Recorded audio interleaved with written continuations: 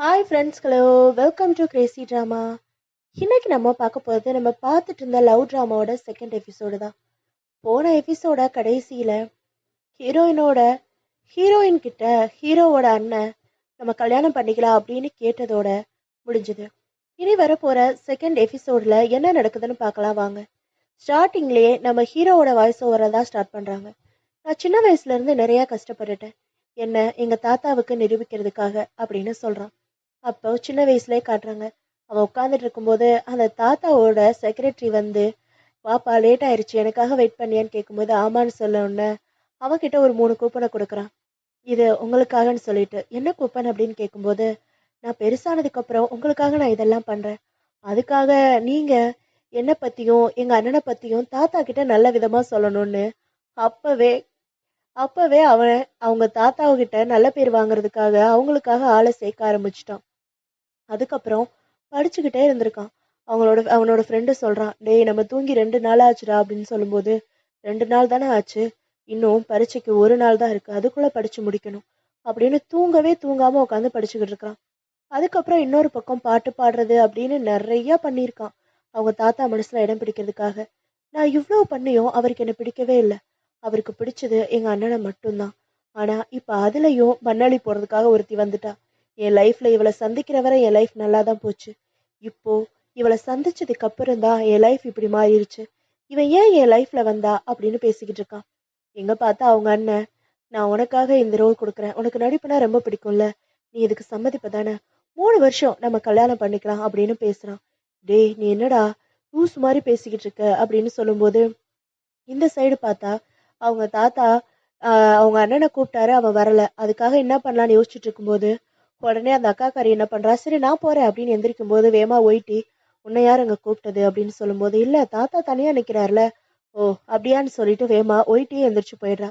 இந்த மாதிரி அவரோட சேர்மன் பதவி யாருக்குன்னு அறிவிக்கிறதுக்கு முன்னாடி நீங்க எல்லாரும் கொஞ்சம் வந்த களைப்பு தீர்றதுக்காக சாப்பிடுங்க, அவரு சீக்கிரமாவே உங்களுக்கான பதிலை கொடுப்பாரு அப்படின்னு சொல்லி சமாளிச்சிடுறா. பேசி சமாளிச்சுட்டு இருக்கும்போதே இந்த சைடு காட்டுறாங்க. ஹீரோவோட அண்ணன், சரி ஓகே நீ இப்போ கீழே போ, கீழே போய் என் காரில் வெயிட் பண்ணுன்னு சாவியை கொடுக்குறான்.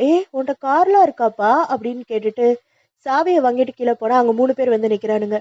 உங்களை கூட்டிகிட்டு வர சொன்னாங்க மிஸ்டர் சோய் அப்படின்னு சொன்னது. மிஸ்டர் சோயா எவன்டா அது, அவன்லாம் எனக்கு தெரியாது அப்படின்னு நக்கலாக பதில் சொல்கிறா. இவோ நக்கலாக பதில் சொன்னோன்னே, இல்லை நீங்கள் இப்போ வந்து தான் ஆகணும் அப்படின்னு சொன்னோடனே, என்னடா கிட்ட வரீங்க, அங்கேயே நிற்கணும், பக்கத்தில் வரக்கூடாது, எனக்கு கராத்தே எல்லாமே தெரியும், அவ்வளோதான் சொல்லிட்டேன், பக்கத்தில் வராத அப்படின்னு சொன்னோன்னே இவனுங்க துரத்த ஆரம்பிச்சிடுறானுங்க.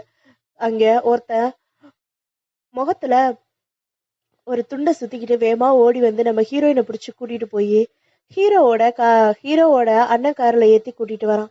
இந்த சைடு பார்த்தா நம்ம ஹீரோயின் இப்பதான் தூங்கி முழிச்சு எந்திரிச்சு பாக்குறா. நம்ம யார் வீட்டில் இருக்கோம் அப்படின்னு இறங்கி வந்தா ஹீரோ உட்காந்துக்கிட்டு இருக்கான். நான் ஏன் இங்கே இருக்கேன், இது யார் வீடு அப்படின்னு கேட்கும்போது, இதுதான் தோஹான் வீடு, உனக்கு தெரியாதா, ஏன் அவன் உன்னை இங்கே கூட்டிட்டு வந்ததில்ல, நீங்கள் தான் டேட்டிங் பண்ணேன்னு சொன்னீங்களே அப்படின்னு சொல்லும்போது, இது தோஹானோட வீடா, ஆமா எனக்கு ஒண்ணுமே தெரியலையே அவனை பத்தி அப்படின்னு கேட்கும்போது, ஆமா உனக்கு ஒன்றும் தெரியாது, நீதான் சரியான பைத்தியக்காரியாச்சு. பைத்தியக்காரியா, நீ ஏன் அப்படி சொல்ற அப்படின்னு கேட்கும்போது, உனக்கு என்ன மண்டையில் அடிபட்டுருச்சா, ஆமா ஐயோ மண்டை அப்படின்னு மண்டையை பிடிக்கிறா. அப்பதான் அவளுக்கு ஞாபகம் வருது, நைட் என்னடானா இவன் தான் கூட்டிட்டு வந்திருப்பான் கார்ல. கூட்டிட்டு வரும்போது வழியிலேயே என்னோட டாக்குமெண்ட் எங்கன்னு கேட்டோடனே இவ எடுத்து போடுறா. எடுத்து போட்டு சரி சரி என்னை இறக்கி விட்டுரு அப்படின்னு சொல்லும்போது, இறக்கி விடுறதா, இரு இரு அவங்க பின்னால வந்துகிட்டு இருப்பாங்கன்னு சொல்லும்போது, இப்ப நீ இறக்கி விடுறியா இல்லையா, இல்லைன்னா நான் கீழே குதிச்சிருவேன் அப்படின்னு இவ தான் பைத்தியம் மாதிரி கதவை திறந்துக்கிட்டு ஓடுற ஓடுற கார்ல இருந்து கீழே குதிச்சிருப்பா. அதனால இப்ப சொல்றா, நான் எல்லாத்தையும் கால்குலேட் பண்ணி தானே குதிச்சேன், நான் குதிச்சதுக்கு கரெக்டா தானே இருந்திருக்கணும், எப்படி எனக்கு அடிபட்டுச்சுன்னு கேட்கும்போது அந்த இடத்துல ஒரு கரண்ட் கம்பம் இருந்திருக்கு, அதுலயே போய் மோதிட்டு இருக்கிறா. இவனும் வந்து பார்த்துட்டு, ஏ உனக்கு அறிவு இருக்கா, யாராவது கீழே மயக்கப்பட்டு வந்துட்டாங்கன்னா அவங்கள ஹாஸ்பிட்டல் கூட்டு போகணும், இப்படியா கூட்டிட்டு வந்து இங்க படிக்க வச்சிருப்ப அப்படின்னு கேட்கும்போது, என்னால திரும்பலாம் உனக்காக வந்து கார்டியன் கையெழுத்து போட முடியாதுப்பா அப்படின்னு சொல்றான் நம்ம ஹீரோ. சரி எனக்கு ஒரே ஒரு உதவி செய்வியா அப்படின்னு கேட்கும்போது, என்ன உதவி செய்யணும், ஆமா இந்த தோஹானை பத்தி எனக்கு ஒண்ணுமே தெரியாது, அவன் எதுக்காக இங்க வந்து என் கூட படிக்கணும், என் கூட எதுக்கு ஃப்ரெண்டா இருக்கணும், திடீர்னு எதுக்கு அவன் நியூயார்க் போகணும், அவன் ஒருவேளை சீரியல் கில்லரா இருப்பானோ அப்படின்னு சம்மந்தம் இல்லாம பேசிக்கிட்டு இருக்கா. அது ஒண்ணு நம்ம ஹீரோ, கண்டிப்பா உனக்கு மண்டையில அடிபட்டுருச்சு. வா கிளம்பலாம். நம்ம ஹாஸ்பிட்டல் போலாம் அப்படின்னு சொல்லிக்கிட்டு இருக்கான். இல்ல அவன் சீரியல் கில்லரா கூட இருக்க வாய்ப்பு இருக்கு. இந்த சைடு பார்த்தா நம்ம ஹீரோவோட அண்ணன் யார்கிட்டயோ பேசிக்கிட்டு இருக்கான். இந்த மாதிரி எனக்காக வெயிட் பண்ணதுக்கு ரொம்ப நன்றி அப்படின்னு சொல்லிட்டு. இவன் என்னடானா, ஆமாப்பா அவனை பத்தி எனக்கு எதுவுமே தெரியாது. இங்க பாரு இவனுக்கு இவ்வளோ பெரிய வீடு இருந்திருக்கு. நீ ஒருத்தன் தம்பின்னு இருக்க. அங்க ஒரு சேர்மன் தாத்தா இருக்காரு. அவன் எதுவுமே என்ன சொல்லலப்பா அப்படின்னு சொல்லும்போது, ஆமா நீ கரெக்ட் தான். நான் தான் தப்பா புரிஞ்சுக்கிட்டேன். நீ உடனே போய் ட்ரெஸ்ஸை மாத்தி நம்ம இப்பயே ஹாஸ்பிட்டல் போலாம் அப்படின்னு சொல்லி பேசிக்கிட்டு இருக்கோம். பேசிக்கிட்டு இருக்கும்போதே நம்ம ஹீரோவோட அண்ணன் அந்த இடத்துக்கு வர்றான்.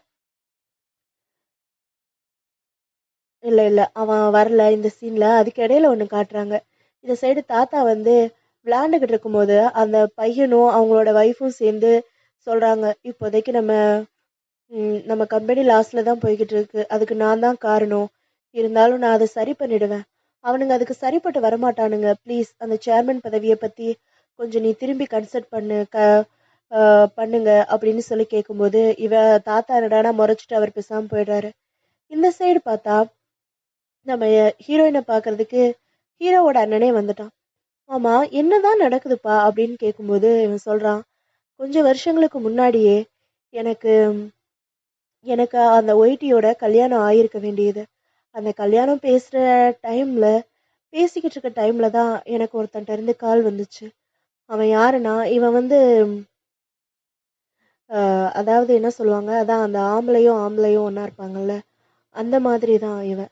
ஸோ அவன் கூட பேசிக்கிட்டு இருந்தவனுக்கு வந்து போய் அடிச்சு மிரட்டியிருக்காங்க. இவன் என்னடானா அவனை போய் பார்த்துட்டு பயந்து போய் அந்த டைம் நியூயார்க் ஓடி போனவன் தான். அதனாலயே அந்த கல்யாணம் அப்ப நின்று போயிடும். ஒய்டி வந்து இன்னொருத்தனை கல்யாணம் பண்ணி அவன் செத்து போயிடுவான். இப்ப அதனாலதான் இப்ப ஒய்டியை திரும்பி இவனுக்கு கல்யாணம் பண்ணி வைக்கிறதுக்கு முடிவு பண்ணியிருக்காங்க. இவன் என்னடானா திரும்ப இப்ப ஹீரோயின்ட்ட கேட்டுக்கிட்டு இருக்கான். ப்ளீஸ் நீ என்னை கல்யாணம் பண்ணிக்கோ. உனக்கு நடிக்கிறதுனா பிடிக்கும்ல. ஒரு 3 வருஷம் மட்டும்தான் எனக்காக இதை மட்டும் பண்ணுன்னு கேட்கும்போது, அப்போ உனக்கு என்னோட லைஃப்பை பத்தி பிரச்சனை இல்லையா? இப்ப இந்த 3 வருஷம் நான் உன்னோட ஒய்ஃபா நடிக்கணும். அதுக்கப்புறம் என்னோட நிலைமை என்ன ஆகும்? அதை பத்தி நீ யோசிக்கவே இல்லையா? ப்ளீஸ் விட்டுரு.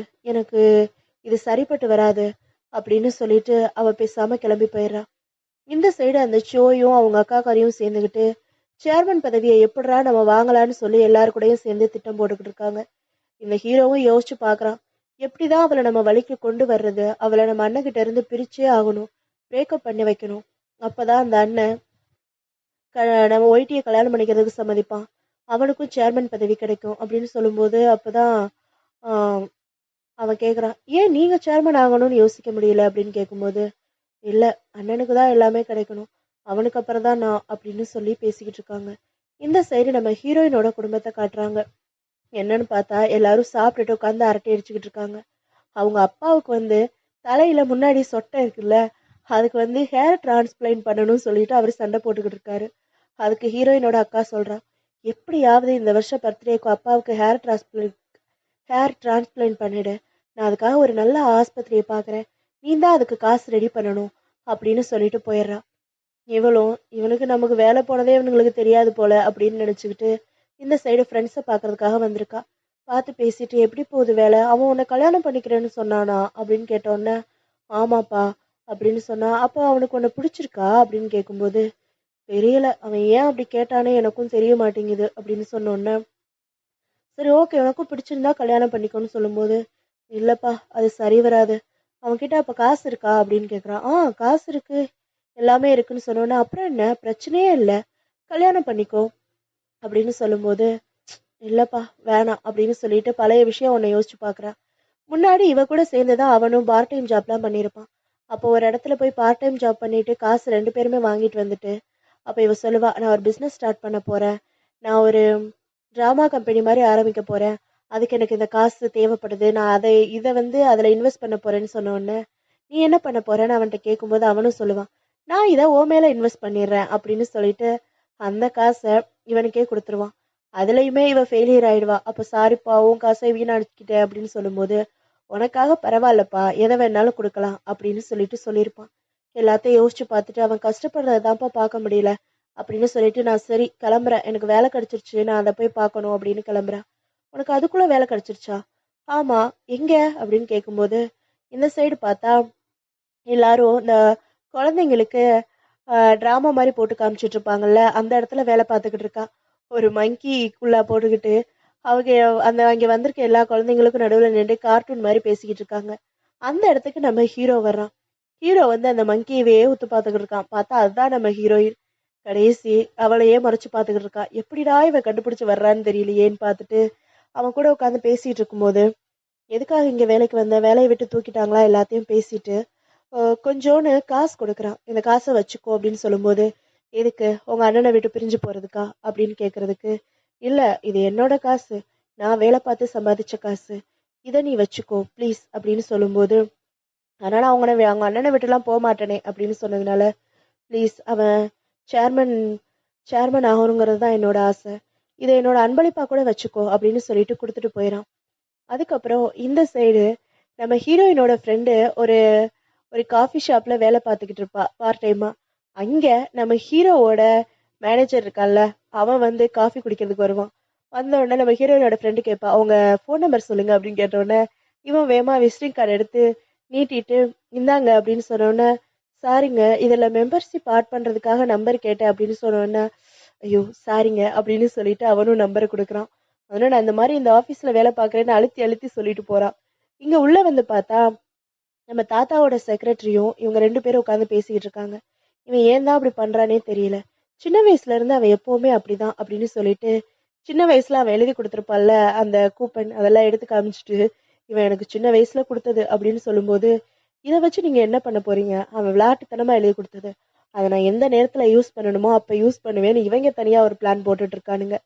அதே சமயம் எதுக்காக அவன் அண்ணனை போய் சேர்மன் ஆக்குறன்னு நினைக்கிறான், இவன் ஆகாம அப்படின்னு நினைக்கும்போது, அது அவங்க அப்பா அம்மா இறந்ததுக்கு இவன் தான் காரணம்னு நினைச்சுக்கிட்டு இருக்கான் அப்படின்னு சொல்லிட்டு, ஒரு சைடு மலையில இவன் நின்று அழுதுகிட்டு இருக்க மாதிரியும், அவங்க அப்பா அம்மா கார் ஆக்சிடென்ட் ஆகி அது வெடிச்சு சிதற மாதிரியும் காட்டுறாங்க. இந்த சைடு பார்த்தா ஹீரோயினோட அப்பாவுக்கு ஹேர் டிரான்ஸ்பிளான்ட் பண்றதுக்காக வந்திருக்காங்க. அவன் ஹீரோ கொடுத்துருப்பான்ல காசு, அந்த காசை வச்சு சரின்னு எல்லாத்தையும் அவங்க படம் எல்லாம் வரைஞ்சு காமிச்சு, இது வரைக்கும் பண்ணுனா போதும் அப்படி இப்படின்னு சொல்லி அந்த இந்தான்னு ஒரு 68,000க்கு பில்லு போட்டுறாங்க. பாத்தீங்களாங்க, ஹேர் டிரான்ஸ்பிளான்ட் பண்றதுக்கு 68,000 தேவையா இந்த ஹேர் நமக்கு அப்படின்ற மாதிரி இருக்கு. அதோட பில் எல்லாம் போட்டு கொடுத்த உடனே ஹீரோயின் பே பண்றதுக்கெல்லாம் ரெடி ஆயிடுறா. இன்னொரு பக்கம் அவளுக்கு மனசே வரமாட்டேங்குது, இது நம்ம காசு இல்ல, ஹீரோ கொடுத்த காசு, இதை போய் இப்படி செலவழிக்கணுமா அப்படின்னு அவளுக்கு ரொம்ப கஷ்டமா இருக்கு. பண்ணுவோமா வேணாமா, பண்ணுவோமா வேணாமான்னு கடைசி, சாரிங்க நான் இன்னொரு நாள் பண்றேன் அப்படின்னு கூட்டிட்டு போயிடுறான். அவங்க அப்பா அழுகாத குறையா, சரி வாங்க போகலாம் அப்படின்னு கிளம்பிடுறாங்க. இந்த சைடு வந்து குடிச்சுக்கிட்டு இருக்கா. அதோட அந்த இடத்துக்கு ஹீரோவை ஃபோன் பண்ணி வர சொல்றா. எதுக்காக என்ன வர சொன்ன அப்படின்னு கேட்கும்போது, உட்காரு குடிக்கலாம் அப்படின்னு சொன்ன உடனே, இல்ல நான் போறேன். சரி ஓகே, அப்பனா நான் தோஹானுக்கு ஃபோன் பண்ணி அவனை வர சொல்றேன். ஐயோ உனக்கு என்னதான் வேணும், இப்படி உட்கார போறியா இல்லையா அப்படின்னு சொன்னோட உட்கார்றா. இந்தா உன் காசு, இதை நீயே வச்சுக்கோ, எனக்கு வேண்டாம் அப்படின்னு சொல்லும்போது, ஏன் வேண்டான்னு சொல்றேன். இல்ல உன் காசு எனக்கு எதுக்கு, நான்லாம் உங்க அண்ணனா மறக்க முடியாது அப்படின்னு சொன்ன உடனே, ப்ளீஸ் விட்டுருப்பா அப்படின்னு சொல்லி எவ்வளவோ சொல்லி பார்க்குறா. சரி ஓகே அப்படின்னு சொல்லிட்டு, சரி குடி அப்படின்னு சொன்ன உடனே அவன் வேணான்னு சொல்றானா, சரி நான் தோகானுக்கு ஃபோன் பண்றேன் அப்படின்னு மிரட்டி மிரட்டியே குடிச்சு 2 பேரும் ஃபுல்லா போதையாயிடுறாங்க. அவங்க விஷயம் இவங்க விஷயம்னு எல்லாத்தையும் பேசி ஃபுல்லா போதையாயிட்டு உட்காந்து குடிச்சிட்டு இருக்காங்க. இந்த சைடு தாத்தா என்னன்னா அவங்க செக்ரட்டரிய கூட்டிட்டு ஹீரோயினை பாக்குறதுக்காக வந்திருப்பாரு. ஹீரோயினோட வீட்டு முன்னாடி வந்து வெயிட் பண்ணிக்கிட்டு இருக்காரு. அந்த பொண்ணு இன்னும் வரல, வாங்க போகலாம் அப்படின்னு பேசிட்டு இருக்கும்போது, இந்த சைடு நம்ம ஹீரோயினும் ஃபுல்லா குடிச்சிட்டு தள்ளாடிக்கிட்டே வர்றாங்க. இவங்க 2 பேரும் ஆளுக்குள்ள அவங்களுக்குள்ளேயே பேசிக்கிட்டு தள்ளாடிக்கிட்டே வந்துட்டு இருக்காங்க. ஃபுல்லா குடிச்சிட்டு நடந்து வந்துட்டு இருக்கும்போது தாத்தா பார்த்துட்டு, என்னடா இது, இவன் எங்கடா இங்க வந்தான் அப்படின்னு யோசிக்கிறாங்க. இவ வேமா, நீ எதுக்கு என் பின்னாடியே வர, நீ ஏன் கூட எல்லாம் வராத, தோவானுக்கு தெரிஞ்சு அவ்வளவுதான் அப்படின்னு சொன்னோன்னே, நீ எங்க அண்ணனை விட்டு போயிடு, அவனுக்கு சேர்மன் ஆகணும் அப்படின்னு பேசிக்கிட்டு ரெண்டும் சிரிச்சு ரகலை பண்ணிட்டு வருதுங்க. இந்த இடத்துல வந்து பார்த்தா அவங்க தாத்தாவை நிற்கிறாங்களே வண்டி, அதை பார்த்துட்டு டாக்ஸி டாக்ஸின்னு கூப்பிட்டு ரெண்டும் டாக்ஸின்னு சொல்லி அதுல ஏறி வந்து உட்காந்துக்கிருச்சுங்க. சரி வேற வழியே இல்லை அப்படின்னு சொல்லிட்டு அவங்களும் கூட்டிட்டு போறாங்க. போற வழியில நம்ம ஹீரோயின் என்ன, இவன் யார் தெரியுமா, அந்த ஜேஜி குரூப்போட தாத்தா இருக்கார்ல, அவரோட பேரன்தான் இவன், அவங்க தாத்தாவுக்கு இவரை பிடிக்கவே பிடிக்காது அப்படி இப்படின்னு எல்லாம் பேசுறாங்க. இவனுக்கு தாத்தாவுக்கு ஐயோ என்னடா இது அப்படின்னு இருக்கு. சரி ஓகே, என்னன்னு சொன்னா ஏகப்பட்டது அது இதுன்னு சொல்லி 2 பேரும் கலாய்ச்சிக்கிட்டே வர்றாங்க.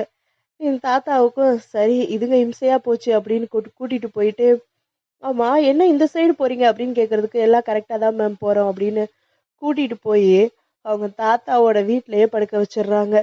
சரின்னு இந்த சைடு பார்த்தா நம்ம ஹீரோயினோட வீட்டை காட்டுறாங்க. என்னாச்சு, இவரு ஹேர் டிரான்ஸ்பர் பண்ணலன்னு வந்து சோகமா உட்காந்துக்கிட்டு இருக்காரு. ஏங்க ஒரு மாதிரியா இருக்கீங்க அப்படின்னு கேட்கும்போது சும்மா சும்மா கத்துறாரு.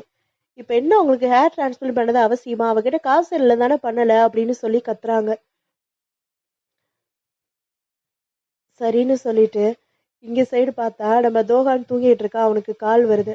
இந்த மாதிரி எந்திரிச்சு வா அப்படின்னு சொன்ன உடனே என்னன்னு கேட்டா நம்ம தாத்தா கூட நம்ம ஹீரோவும் ஹீரோயின் உட்காந்து சாப்பிட்டுக்கிட்டு இருக்காங்க.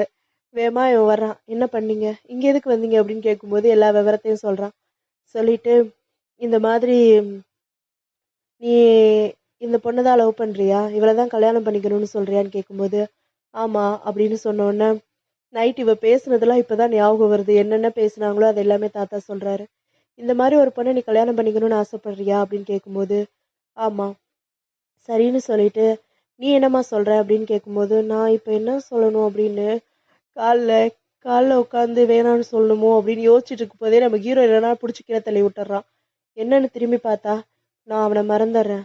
அவன் சேர்மன் ஆகணும்னா, அவன் நல்லா இருக்கணும்னா அவன் எனக்கு வேண்டாம் அப்படின்னு சொல்லிட்டு வந்துடுறான். இந்த சைடு வெளியில வந்து தோஹா நல்லா திட்டுறான். நீ ஏன் இப்படி சொன்ன சொல்லு, காசு வாங்கின அப்படி இப்படின்னு என்னென்னமோ சொல்றாங்களே அப்படின்னு சொல்லும்போது சாரிப்பா என்னை மன்னிச்சுட்டு, அது வேற விஷயம், நான் பண்ணது தப்பு தான், இதுவே லாஸ்டா இருக்கட்டும், ஆனா எனக்கு இதெல்லாம் சரி வராது, நான் உன்னை கல்யாணம் பண்ணிக்கிறது அதெல்லாம் என்னால சமாளிக்க முடியாது, ப்ளீஸ் என்னை பத்தி கொஞ்சம் யோசிச்சு பாரு அப்படின்னு சொல்லி பேசி கெஞ்சிட்டு சரின்னு கிளம்பி போயிடுறான். இந்த சைடு நம்ம அந்த ஒயிட்டியும் ஹீரோவும் உட்காந்து பேசிக்கிட்டு இருக்காங்க.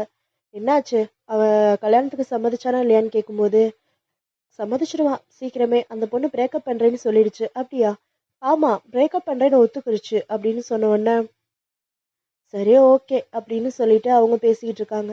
இந்த சைடு ஹீரோயின் என்னடானா அவங்க ஃப்ரெண்ட்ஸை பார்க்கறதுக்காக வந்திருக்கா. நல்லா குடிச்சிட்டு அரட்டை அடிச்சுக்கிட்டு இந்த மாதிரி நடந்ததை எல்லாம் சொல்றா. அவன் காசு கொடுத்தா நான் வேண்டான்னு சொல்லிட்டேன். எனக்கு ஒரு இடத்துல சான்ஸ் கிடைச்சிருக்கு நடிக்கிறதுக்கு, ஹீரோயினோட தோழியா நடிக்கிறதுக்கு, செகண்ட் ஹீரோயின் மாதிரி நடிக்கிறதுக்கு சான்ஸ் கிடைச்சிருக்கு அப்படின்னு சொல்லி பார்ட்டி வச்சுக்கிட்டு இருக்கா. அப்படியா அப்படியா அப்படின்னு அவங்களுக்கே கொஞ்சம் ஆச்சரியமா இருக்கு. இது எப்படின்னு பார்த்தா ஒய்டிக்கு தெரிஞ்ச ஒரு என்டர்டைன்மெண்ட் கம்பெனி மூலமா இவளுக்கு இந்த சான்ஸை வாங்கி கொடுத்துருப்பான் நம்ம ஹீரோ. ஹீரோ வேலை பார்க்கறான்ல அதே இடத்துல தான் வேலை. இந்த சைடு ஹீரோயின் நைட்டு குடிச்சிட்டு வந்துட்டு எல்லாருக்கும் புலம்பிக்கிட்டு இருக்கா. உங்களுக்கு நான் ஹேர் டிரான்ஸ்பிளான்ட் பண்ணிடுறேன், அம்மாவுக்கு வந்து மசாஜ் சேர் வாங்கி கொடுத்துட்றேன், அப்புறம் அக்காவுக்கு அது பண்ணிடுறேன் இது பண்ணிடுறேன்னு வந்து பெருமை பேத்திக்கிட்டு இருக்கா. எனக்கு இந்த மாதிரி வேலை கிடைச்சிருச்சு அப்படின்னு சொல்லிட்டு அடுத்த நாள் சரின்னு ஷூட்டிங்க்கு போறா. அவனுங்க எல்லாரும் மூஞ்சியும் ஒரு மாதிரியாவே இருக்கு. அந்த இடத்துக்கு பார்த்தா நம்ம ஹீரோ வரான். நீ எதுக்கு இங்க வந்த அப்படின்னு கேட்கும்போது நான் இங்க தான் வேலை பார்க்குறேன் அப்படின்னு சொன்ன உடனே எனக்கு இந்த மாதிரி நடிக்கிறதுக்கு சான்ஸ் கிடைச்சிருக்கே அப்படின்னு இவளும் நல்லா பெருமையா பீத்திக்கிட்டு கிளம்பிட்டா. சரின்னு சொல்லி நடிப்பு எல்லாம் அவங்கவுங்க அவங்க சொல்றாங்க அது மாதிரி இவளும் பண்றா. ஓரளவுக்கு அப்படியே போய்கிட்டு இருக்கு. அப்போ ஒரு நேரம் பார்த்தா அங்க 3 பேர் உட்காந்து பேசிக்கிட்டு இருக்காங்க. என்ன இந்த பொண்ணு ரொம்ப பண்ணுது, சொல்றதவே கேட்க மாட்டேங்குது, அது இஷ்டத்துக்கு நடிக்குது அப்படின்னு சொல்லும்போது என்ன பண்றது, இது ரெக்கமெண்டேஷன்ல வந்தது தானே, ரெக்கமெண்டேஷன்ல வந்ததுனால தான் இந்த மாதிரி பண்ணுது அப்படின்னு சொன்ன உடனே அந்த நேரம் பார்த்து ஹீரோயினே வந்து சாரி இப்போ நீங்க என்ன பத்தி தானே பேசிக்கிட்டு இருந்தீங்க, நான் ரெக்கமெண்டேஷன்ல வந்தேனா, எனக்கு யாரு ரெக்கமெண்ட் பண்ணது அப்படின்னு கேட்கும்போது இல்லைங்க அது வந்து அப்படின்னு அவனுங்க எதுவுமே சொல்ல மாட்டேங்கிறானுங்க. சரி ஓகே அப்படின்னு சொல்லிட்டு பார்க்கும்போது அடுத்த சீன் நடிக்கிறதுக்காக வருது. அப்போ நடிக்கிறதுக்கு வரும்போது இவங்க எல்லாம் நீங்க அங்கேருந்து நடந்து இங்க வரணும் மேம் அப்படின்னு சொல்றானுங்க. சரின்னு இவளும் அதே மாதிரி பண்றா. பண்ணிட்டு என்ன செய்யறதுன்னு தெரிலன்னு சொல்லி பாதியிலே இவளுக்கு ரொம்ப கஷ்டமா போயிருது. எல்லாரும் அந்த மாதிரி பேசுனதெல்லாம் ஞாபகத்துக்கு வந்தோடனே விறுவிறுன்னு கிளம்பி போயிடுறா. அதுக்கப்புறமா தான் ஹீரோ வர்றான்.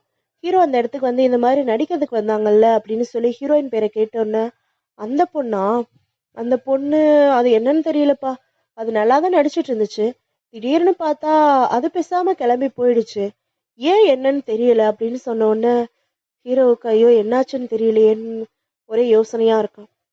இந்த சைடு பார்த்தா ஹீரோயினி வந்து ஒரு பஸ் ஸ்டாப்ல வந்து உட்காந்துக்கிட்டு இருக்கா. அவளுக்கு ஒரு மெசேஜ் வேற வந்திருக்கு. அவங்க அக்கா கறி அனுப்பிச்சிருக்கா. இந்த மாதிரி அப்பாவுக்கு சீக்கிரமா நீ ஹேர் டிரான்ஸ்பிளான்ட் பண்ணிடுவ அப்படின்னு சொல்லி அவங்க அப்பா ஒரு மெசேஜ் அனுப்பிச்சிருக்காரு.